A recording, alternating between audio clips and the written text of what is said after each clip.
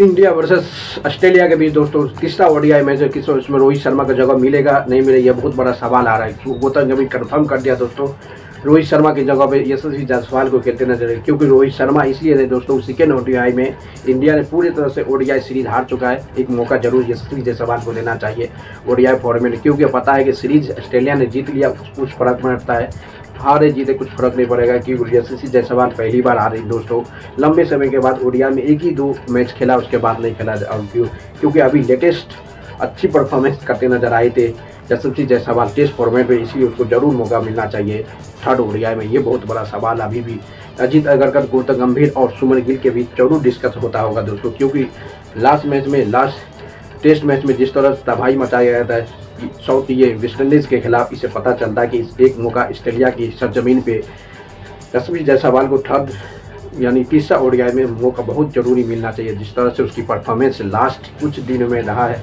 इससे पता चलता है कि यशस्वी जायसवाल को जरूर मौका मिलना चाहिए तीसरा ओडीआई में, क्योंकि ये मैच हारे या जीते कुछ फर्क नहीं पड़ता दोस्तों। सीरीज तो ऑलरेडी पहले ही कल सेकेंड ओडीआई ही मैच में सीरीज हार चुका है इंडिया, और इसके लिए जगह पे जरूर होगा कि रोहित शर्मा की जगह पे यशस्वी जायसवाल को खिलाए, ओपनिंग कराए, उसको देखे कि किस तरह से परफॉर्मेंस करते नजर आए ऑस्ट्रेलिया की सरजमीन में ओडीआई फॉर्मेट में, क्योंकि ये 2 फॉर्मेट में कि पूरी तरह से ऑस्ट्रेलिया की खिलाफ खेल चुका है, बल्कि ओडीआई नहीं खेला। इसको जरूर मौका मिलना चाहिए 100%। में भी दोस्तों रोहित शर्मा को ड्रॉप कर सकता है थर्ड ओडीआई में, और यशस्वी जायसवाल को दे सकता है, इसलिए क्योंकि ये मैच हारे जीते कुछ फर्क पड़ गया, ऑस्ट्रेलिया जीते ऑस्ट्रेलिया हारे या इंडिया जीते इंडिया हारे कुछ फर्क नहीं पड़ता, क्योंकि यह सीरीज ऑस्ट्रेलिया पहले से ही जीत चुका है। इसलिए यशस्वी जायसवाल को एक मौका मिलना चाहिए ऑस्ट्रेलिया की इस ओडीआई फॉर्मेट में। ये बहुत बड़ा सवाल है।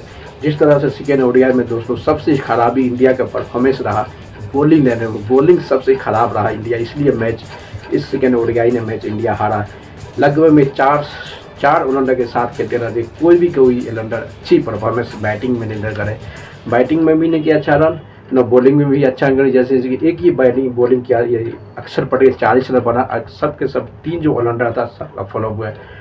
जिस तरह से दोस्तों पता है कि इंडिया 4 खिलाड़ी की अपसेट में इंडिया के ओडीआई फॉर्मेट सबसे नीचे है। पहला नंबर मोहम्मद शमी है, रविंद्र जडेजा है, हार्दिक पांड्या है, ये 4 या 3 खिलाड़ी के अलावा इंडिया अभी भी बहुत सारा पीछे ओडीआई फॉर्मेट में, और जसप्रीत बुमराह, ये 4 खिलाड़ी की अपसेट में अभी भी लगता है कि ओडीआई फॉर्मेट इंडिया बहुत नीचे है। इसको बहुत कमबैक करने के बाद ही एक ओडीआई फॉर्मेट सबसे स्ट्रॉन्ग टीम बन सकता है, ये तो कंफर्म है।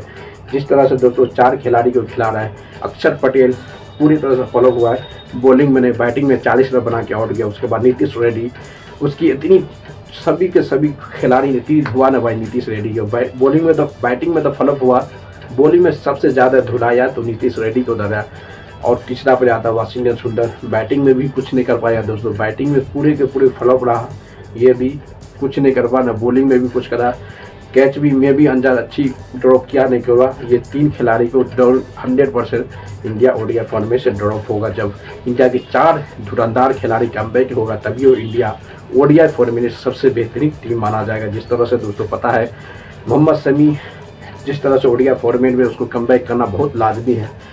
जसप्रीत बुमराह पता है दोस्तों उसको T20 वर्ल्ड कप 26 के लिए तैयार हो रही है, इसलिए वो ODI format Australia versus India के बीच खेलने के लिए उसको आराम दिया है। अब 5 T20 मैच जो होने वाला है ऑस्ट्रेलिया के खिलाफ, उसमें पूरे के पूरे मैच खेलते नजर आएंगे जसप्रीत बुमराह। उसके बाद आता है सबसे हार्दिक पांड्या की बहुत जरूरी है ओडीआई फॉर्मेट में कमबैक के लिए।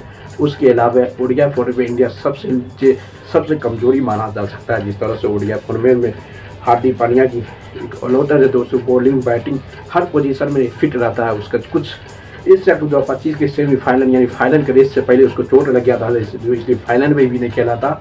उसके अलावा ओडीआई फॉर्मेट से भी पूरी तरह से आउट हो गया।